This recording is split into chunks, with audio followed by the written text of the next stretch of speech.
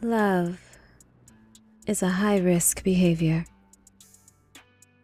Hi, everyone. Welcome back to the podcast, High Risk for Heartbreak. I am your host, Christina, and I am so glad you decided to join me again today. For those of you's first time here, dipping your toe in the water to see what the temperature is, I want to welcome you. Feel free to subscribe, follow the channel, follow the podcast. I would love to hear from you as well, so feel free to comment below. And for those of you who are returning lovers, broken-hearted lovers, I just want to say thank you guys so much for your support. It continues to motivate me and to keep me on my path of healing through heartbreak. So this particular week is going to be a little heavy, just a warning. So for those of you who are only wanting to be in the space of holiday cheer, maybe skip on to the next one. So I was thinking a lot about the holiday season and the memories and the nostalgia that it brings up for me. And I have some really wonderful, warm memories from my childhood that I'll get into in a second. But I understand that this season brings up a lot for people. And I know that now. There was a time in my life where I didn't know what that was like to have the holiday season remind you of something that is not necessarily positive.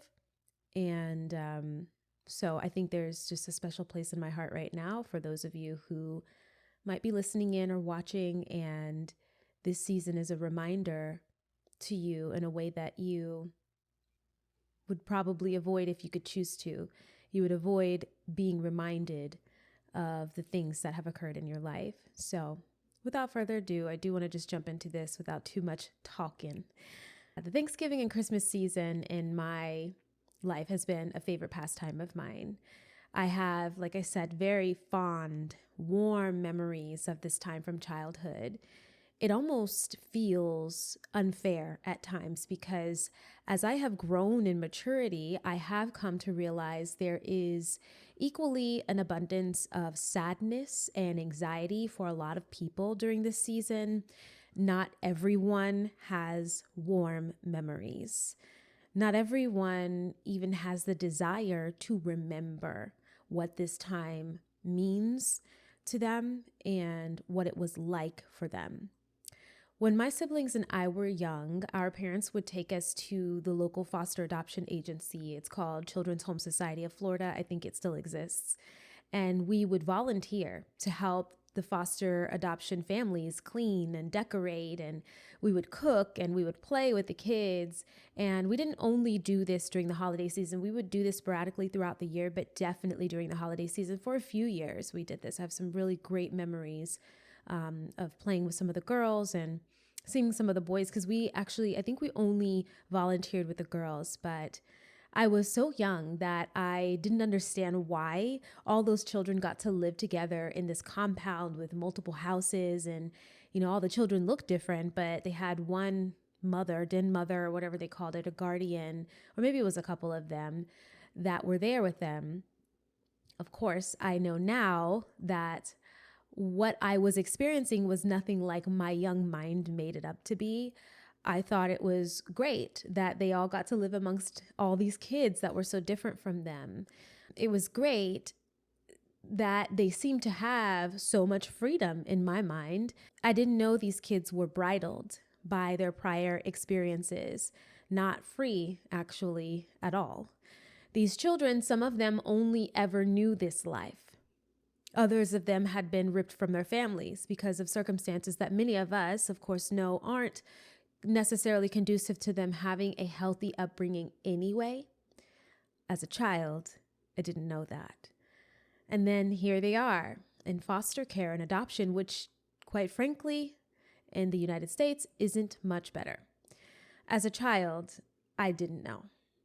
I didn't know that people could have unsavory memories that they never again wanted to tap into until it was me.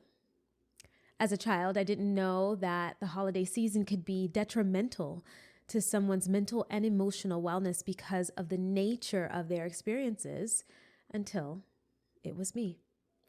While many of us aren't dealing with those specific memories, A great lot of us are dealing with emotional trauma and hurt from relationships that we have experienced along the way.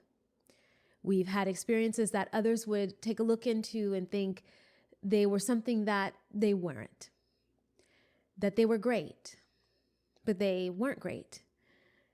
You might be bridled by those memories. And that hurt doesn't take a break during the holidays. If there's one thing I've learned, it's that. A great lot of us are just holding on barely, just holding on.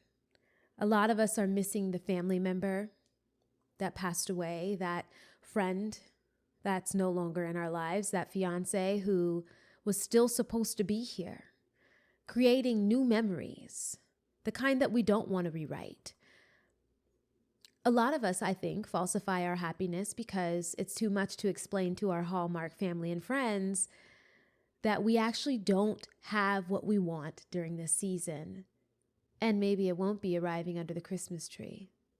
Today, I want to speak about healing just enough for the holidays. Let's relate. 2 years ago on the dot, I signed a lease to move into my new apartment, the one that you see here, after the breakup from my ex-fiance. That December, I was pretty underweight.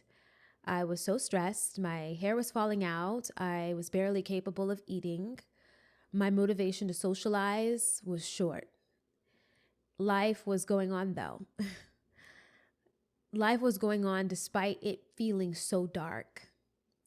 I didn't want anyone to see who I had become, but I found myself outside in different events because of the nature of my job.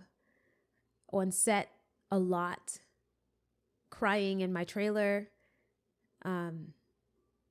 barely holding it together even when I'm on set about to be on camera.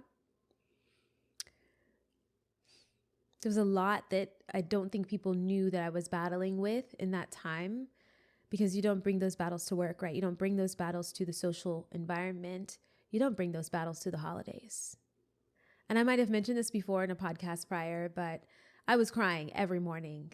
I mean, I was crying more than just the mornings, but every morning I would wake up and I would look at the ceiling and look around the room and be like, this is not my reality. I did not want to accept it.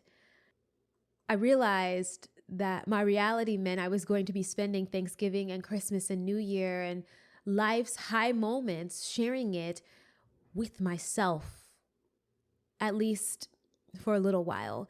And I at that time, I didn't know abundance within myself anymore after sharing it for so many years with another. I don't know if that makes sense, but I felt like parts of me were lacking. Yes, I had my family and I had my friends, and I thank all of them because they showed up in major ways, as I've discussed before, for me during this time. But I always, not always, but I did desire to have a partner, and that's the whole reason why I was pursuing that type of life. I will always be grateful for my family and my friends and the memories that we were able to create. But there is nothing like creating your own new memories with who you believe to be your person for life. Now, maybe this is not your specific scenario. This is not where your heartbreak comes from, but this literally can apply to any type of relationship. A relationship that is lost because of a death, a relationship that is lost because of a break, like a friendship, mentorship, a job loss where you didn't believe that this would be you. I know that was a lot of people during the demic that were surprised and now having to create a new life without something that had maybe been there for 5, 10, 15, 20 years. Everything has changed. And it's still changing because change is inevitable. When you're healing through heartbreak, you have to become comfortable with the thought that everything changes until new traditions are created. Memories that were beautiful had now gone sour for me because I couldn't view them in the same way that I once did. Now, similarly to how I view the Children's Home Society as a child, that's what it was like. What I saw as a child was one thing, but as an adult with more information, I see those memories so differently now. When we were with those girls, we tried to make the best of it with them. Their everyday lives were full of highlighted negative experiences that I could not have imagined, and honestly, I'm sure they'll never forget. Our lives are a lot like that as well, with negative memories. The pain that we experience has become the author of our memories and the lack from which we live. I was reading a study on episodic memories and how negative memories tend to be more accessible for us than positive or neutral memories. I thought that was very interesting. The study suggested that negative memories prove to be more durable than any other kind because they take on more cognitive resources when they're being encoded into our brain, likely prioritizing them for rehearsal and reactivation.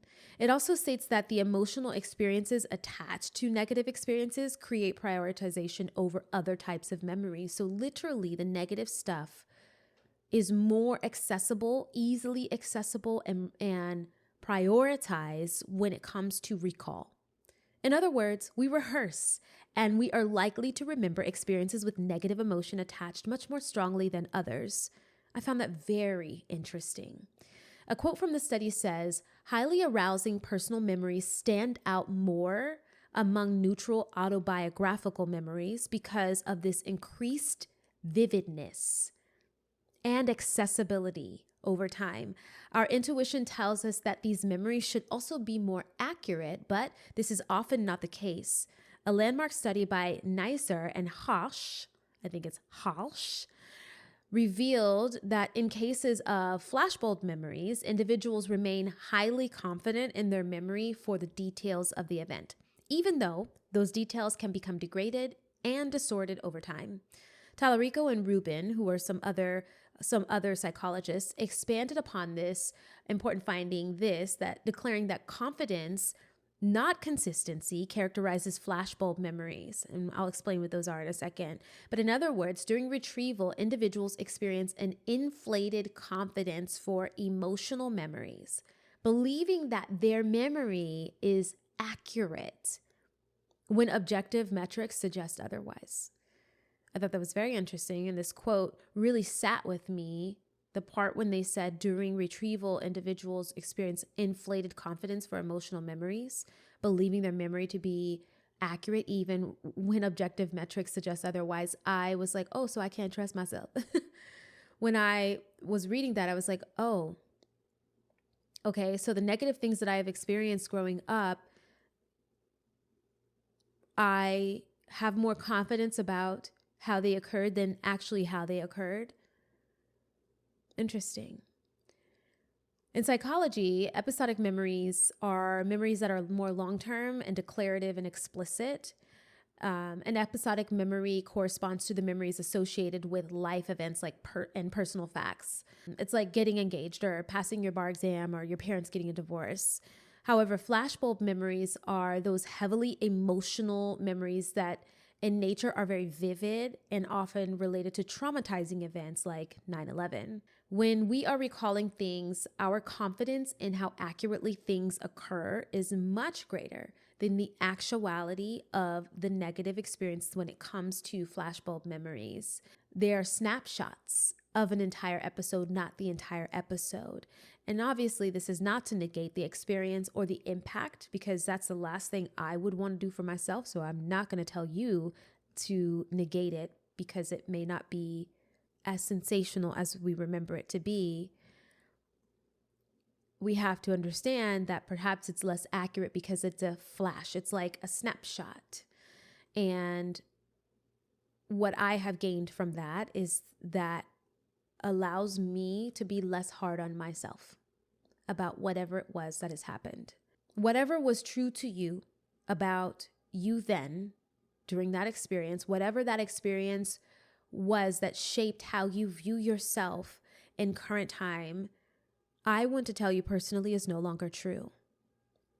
I have experienced a plethora of negative and highly emotional events in my days since being Little Miss Ward, even as Little Miss Ward. And I have a lot of wonderful, wonderful memories, but I also have a lot of really traumatic stuff that has occurred in my life that all I can do is thank God that I'm still here.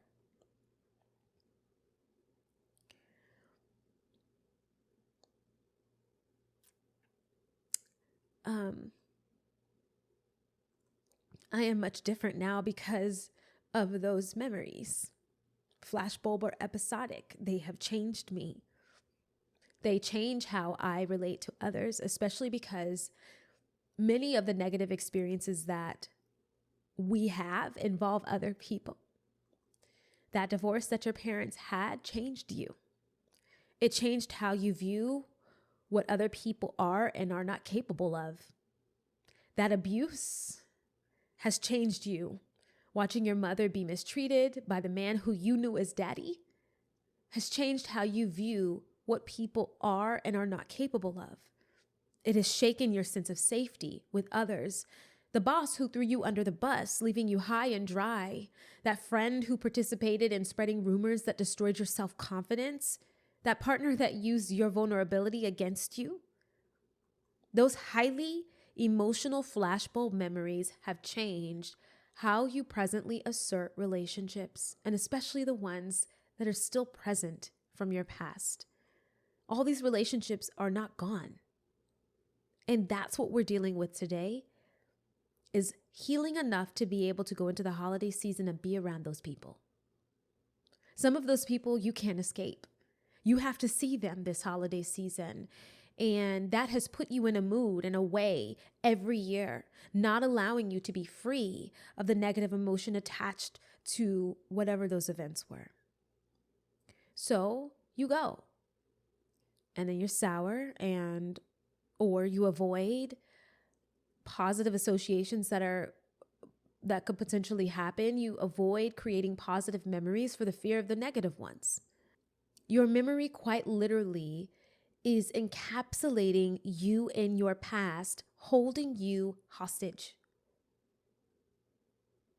I get it. To this day, I avoid certain people from my past because of the trauma attached to those people, to those experiences that I had with those people. Somehow, holding on to those negative memories with a close emotional bond has kept me safe. Does that make sense? These memories do serve a great purpose. However, when it comes to entering into a new space in life where you are being called out, you're being called out of your memories, you have to know that you are safe enough to let it go by trusting God with it. And this is the work that I have been doing over the last years. God has been redressing my heart condition, the nature of my heart and how I relate to people. And he's calling me out of my memories.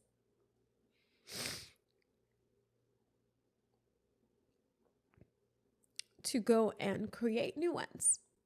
And so you have to trust God with your safety. And I don't want to say this to sound callous, because I really am saying it to myself as well, as you guys know.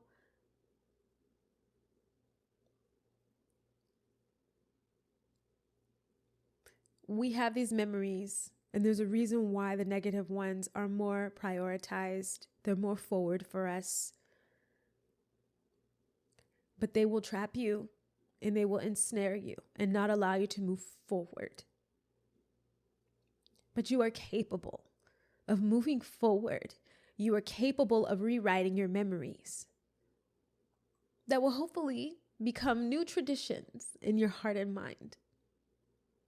It is now in this holiday season that we have the greatest opportunity to create new traditions for ourselves that house highly arousing, positive experiences. not to forget the old ones, but to make more easily accessible new memories. I had a lot of beautiful shared memories with my ex over the years. Not negating the negative ones, but I often chose to think about the positive ones because that's how I prefer to remember my past. Now that the relationship is past, I have experienced a bit of souring on some of those memories, which is really interesting. They're changing. It's almost like what I was talking about earlier, because the remembering was keeping them alive and truthful and present for me because that's what I desired, but I have to let it go now. I know that that wouldn't be healthy, of course, for me to continue to keep those memories alive going forward. So in this last year, maybe a little bit longer, I have begun to rewrite some of those memories, not to erase them, but to bring to the forefront memories that can actually continue forth with me, that won't hinder my future relationships, that won't hinder my heart's readiness and availability for my future spouse, if I'm being honest. I'm not sure if I told this story before, but last year I started this process by going to all the restaurants that he and I had frequented. This was just the first step in my process. There's many other things I got to do. Before, I was avoiding these restaurants because the positive experiences that we had at them really reigned supremely in my mind. I chose to keep those here and forward for me. So I avoided them because it was kind of painful, you know? It became sour because they weren't present memories. They were past memories. And obviously there's no such thing as a present memory, not truthfully speaking. But what I mean is I'm not still living in them. Until I was ready to let go, I couldn't bear going.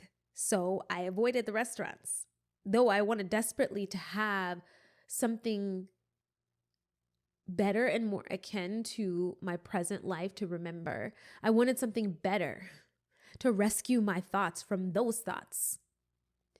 So the first time I went, I sat alone in one of my favorite restaurants, literally crying into a huge bowl of ramen. My server came up to me and asked me if I was okay. Obviously, I was not okay, but I loved that I was taking this favorite of mine back. I was reclaiming my memory and writing a new tradition there. Interestingly enough, because it was a negative emotion that I was feeling, I was lamenting. I was crying profusely into this bowl of ramen. It was so crazy. When I thought of that restaurant very shortly after, that was the first memory for me, not the positive, beautiful things that I had experienced with him. It was me crying and grieving into my bowl of ramen. I decided that I needed to overwrite that painful memory, of course, so I kept going back. But the newer important ones have been very, very healing for me. I had to change my mind about what I was going to focus on. I was not going to be encapsulated anymore by the past. And, you know, it's tough year after year for a lot of people to just ignore the memories that they made with those who may have hurt them or who are part of memories that they were hurt by. And they're sour to you now. But I want you to know that you can authorize new memories to take precedence and to live from those new memories. In Philippians 4, Paul is speaking to a church in Philippi from prison, and he's in a place full of negative experiences. He's in prison, literally being persecuted. And he's encouraging them to authorize new patterns of thought. He says in verse 8, "Finally, brethren, whatsoever things are true, whatsoever things are honest, whatsoever things are just, whatsoever things are pure, whatsoever things are lovely, whatsoever things are good, if there be any virtue, and if there be any praise, think on those things." I want to say this is a lot easier said than done, to think about things that activate positive emotional bonds, to think on things that are true and honest. Those things would be what God says is true and honest and good. thinking on lovely things, thinking on things of good report that are worthy of praise. It is such a tough thing to contemplate on the positive when the experiences of your memories are still very presently negative for you. And like myself, it took time to arrive at that decision that I wanted to remove the impact of my memories on me. I wanted to reduce the power that they had over my emotional availability to experience something positive in its place. So I began to think about what honestly happened. I began to think about what justice was, even if justice didn't benefit me. I thought about the lovely things until I was ready to create new memories. I was setting my mind on good things. Good things.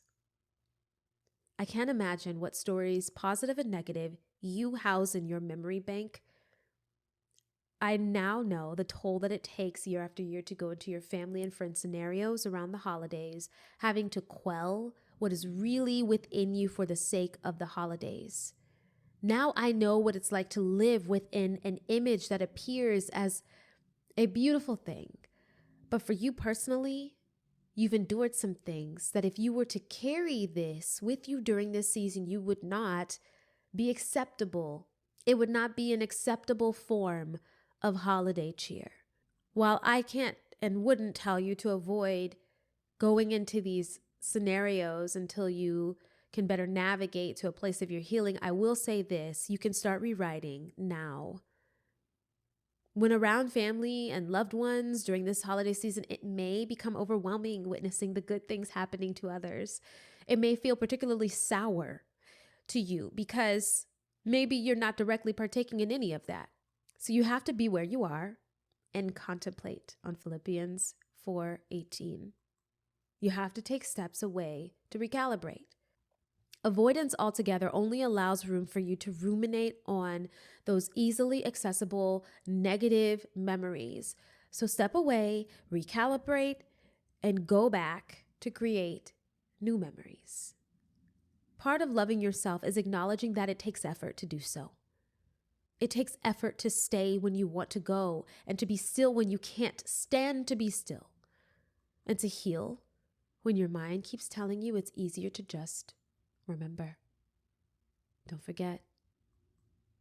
So don't forget this: whatsoever things are lovely and of good report, of virtue and praiseworthy, think on those things. Think on those things. Yes. Those things. Because those things can change you too. I will never have childlike ignorance again. I'm too grown now. Had way too many experiences now. Some things that happened along the way definitely have caused my perspective to shift because things changed. The beauty is they will change again if I allow them to. Also, I want you to feel validated and lamenting to God about these experiences, because I think there's not enough space outside of therapy that allows for us to lament, to cry, to be angry, upset, to abide but dwell in this highly emotional, sad space. There's room for that. God wants to hear all about these experiences. And know that God makes all things beautiful in His time. So drop that load on Him and go and create new memories for yourself. I'm praying for your broken heart this holiday season, and mine too.